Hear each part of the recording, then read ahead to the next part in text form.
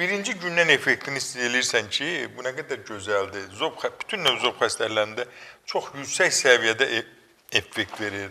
Ondan başqa bronxial asmada boğulmanı götürür qurbağa ilə müalicə. Sonra prostat vəzin adenomasında, sağalmaz yaralarda, klimaksda. Yəni Allah min dərdə min bir dərmanını təbiətdə verir. Bu cümlədən də zob xəstəsində qurbağa ilə müalicə. Revmatizmdə, miqrendə, sidik qaçırmada, oynaq ağrılarında, protuziyalar, sinir sıxılmalarında, yırtıqlarda, hamısında revmatoid polartritdə xeyirdir arı zəhəri. Arı zəhəri qədər Allahın insana verdiyi ikinci bir müalicə gücündə heç nə yoxdur. Heç nə. Nömrə bir arıdır. Mən deyirəm, göydə Allaha, atama, anama və arıya borçluyum. Mən kimsə arıyı ayaqlarında acığım tutur. Çünki arı mənə həyat verir. Revmatizm məni sağaldır. Mən gəncliyimdə çox əziyyət çəkmişəm Samir bəy. Arıyı tapandan sonra da, indi qocalığı bilmirəm ki, qocalıq nə vaxt gələcək.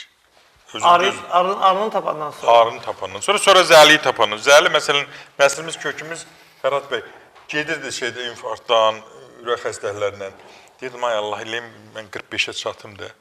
Bugün zəlimi qoydururam, rahat həyatımı yaşayıram, nə qan durulducu, nə tabletka, nə kimyəvi, heç nə, rahat həyatımı. Yorulan kimi zəli qoydururam. Həkim maşallah, 20 il bundan qabaq nətər görmüşsünüz, maşallah. Maşallah, deməyə ehtiyac yoxdur, göz dəyəsi deyil, narahatdır, valla. Dəyişir. Onu da qaytarır, eyni sima, eyni